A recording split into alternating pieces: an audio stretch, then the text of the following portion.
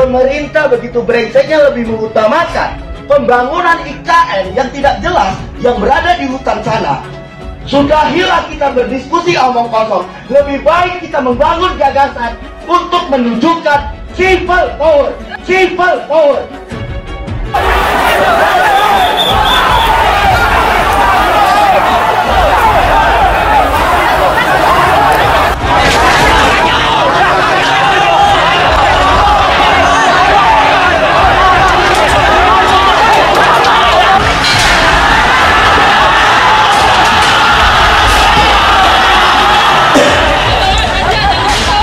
Terlihat sekali ingin memaksakan terjadinya tindakan kekerasan dan membuat kekeruhan. Oleh sebab itu kita menghimbau seluruh warga masyarakat untuk tidak terprovokasi.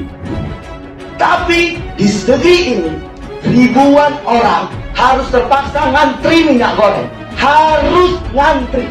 Ini di mana letak keadilan itu? Maka hanya ada satu jalan, yaitu people power.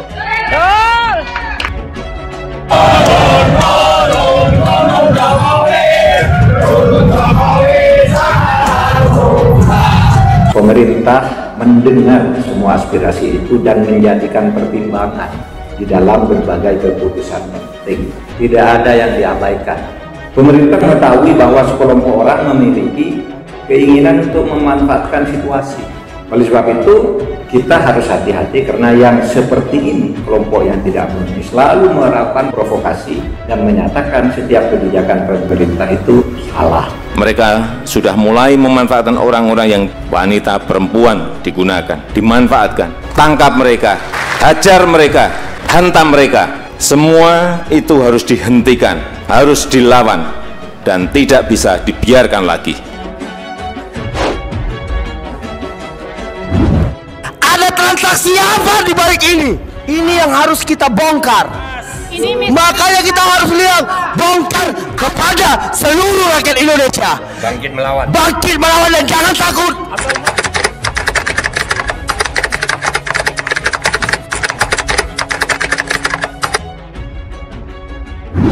Revolusi, revolusi, revolusi, revolusi.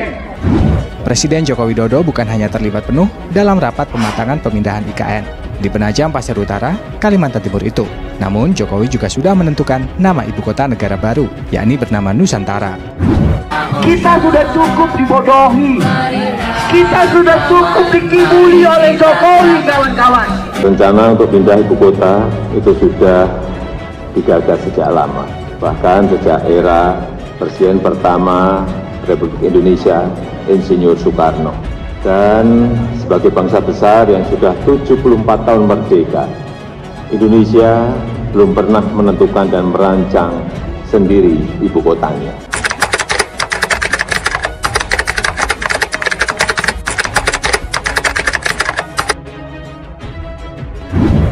Bapak Presiden saat ini sedang ramai juga diskusi publik tentang rencana pemindahan ibu kota. Ada yang setuju, ada yang tidak setuju. Presiden Joko Widodo sudah memasukkan pembangunan ibu kota negara sebagai salah satu proyek prioritas strategis.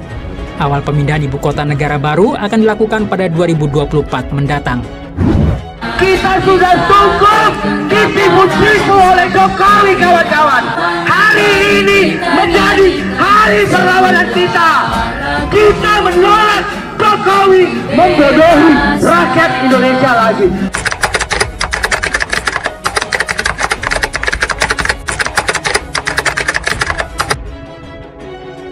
Pilihan Presiden Joko Widodo menjadikan Nusantara sebagai nama ibu kota negara baru menuai perdebatan dalam rapat panitia kerja rancangan undang-undang ibu kota negara DPR RI. Selama pembahasan berlangsung, kita telah bersama-sama bertukar gagasan mengenai substansi rancangan undang-undang. Pemerintah sangat menghargai berbagai masukan yang diberikan dan juga tujuan yang ingin dicapai di dalam pembahasan ini. Kita berkumpul untuk menghentikan manusia-manusia rakus, kawan-kawan. Kita berkumpul untuk menghentikan para perampok uang rakyat, kawan-kawan. Karena untuk membangun ibu kota baru itu yang paling penting adalah infrastruktur menuju ke sana dulu. Agenda ibu kota baru ini tetap dalam rencana. Menurut kami soal ada yang setuju dan ada yang tak setuju adalah biasa di dalam demokrasi. Dan justru itu mempersehat kehidupan demokrasi kita.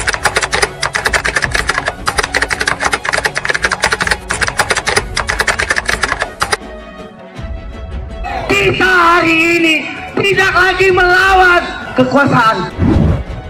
Beban Jakarta saat ini sudah terlalu berat sebagai pusat pemerintahan, pusat bisnis, pusat keuangan, pusat perdagangan, dan pusat jasa. Dan juga airport, bandara udara, dan pelabuhan laut yang terbesar di Indonesia.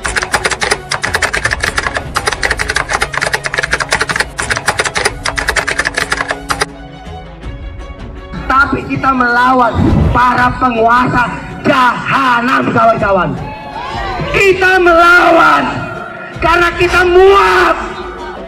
Pemuda Nasional PPN Kepala Bappenas Suharso Monoarfa mengatakan nama untuk ibu kota negara baru di Kalimantan Timur adalah Nusantara. Pemilihan nama ibu kota negara baru itu merupakan pilihan langsung dari Presiden Joko Widodo. Ada yang bilang tidak harus begitu.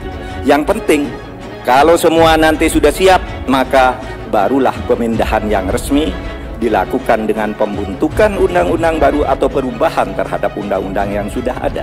Kami yakin selama pemerintah konsisten dan cermat dalam melaksanakan rencana ini, maka semua akan selesai dengan baik. Hari ini juga kita menentang pembodohan itu. Hari ini juga kita mulai melawan. Dan brengseknya rezim Jokowi telah mewajibkan seluruh moda transportasi wajib PCR. Alasan dipilihnya Nusantara karena nama itu sudah dikenal sejak lama, dan yang lebih utama lagi, nama itu ikonik dan di internasional juga mempresentasikan kemanjemukan dan kekayaan budaya bangsa Indonesia.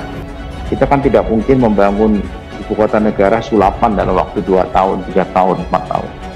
Di dalam master plan Bappenas juga yang sudah selesai itu diperkirakan 15 sampai 20 tahun. Tapi faktanya negara, pemerintah di bawah Jokowi Ma'ruf Amin telah mengkhianati rakyat, kawan-kawan. Banyak pedestrian, orang berjalan kaki, banyak orang bersepeda, mobil harus elektrik, dan pada lompatan berikut otonomus, penggunaan energi yang baru terbarukan.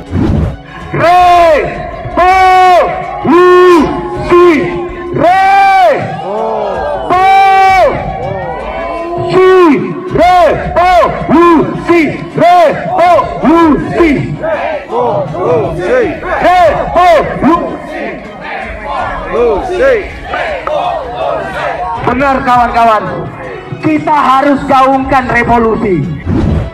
Beban Pulau Jawa yang semakin berat dengan penduduk sudah 150 juta atau 54% dari total penduduk Indonesia, dan 58% PDB ekonomi Indonesia itu ada di Pulau Jawa. Ada transaksi apa di balik ini? Ini yang harus kita bongkar. Makanya kita harus lihat, bongkar kepada seluruh rakyat Indonesia. Bangkit melawan Dan jangan takut atau mati pelan-pelan. Menurut kami tidak ada pelanggaran prosedur dalam rencana ini, karena pemindahan resminya secara yuridis nanti dengan undang-undang memang bisa dilakukan pada saat kita sudah benar-benar akan itu. Penanaman pohon-pohon tadi Bapak Presiden juga sampaikan, itu artinya pembangunan ibu kota negara kita nanti tidak seperti negara-negara lain. Jadi betul-betul konsepnya konsep yang betul-betul berwawasan lingkungan dan tidak mengganggu hutan-hutan yang memang sudah ada. Kita sudah cukup dibodohi. Kita sudah cukup dikibuli oleh Jokowi, kawan-kawan.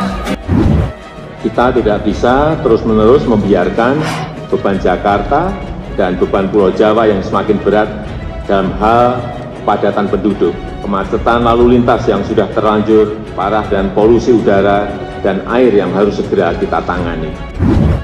Kita sudah cukup ditipu-tipu oleh Jokowi, kawan-kawan.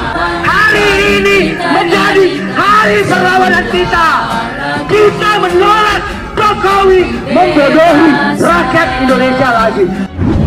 Hasil kajian-kajian tersebut menyimpulkan bahwa lokasi ibu kota baru yang paling ideal adalah di sebagian Kabupaten Penajam Pasar Utara dan sebagian di Kabupaten Kutai Kartanegara, Provinsi Kalimantan Timur.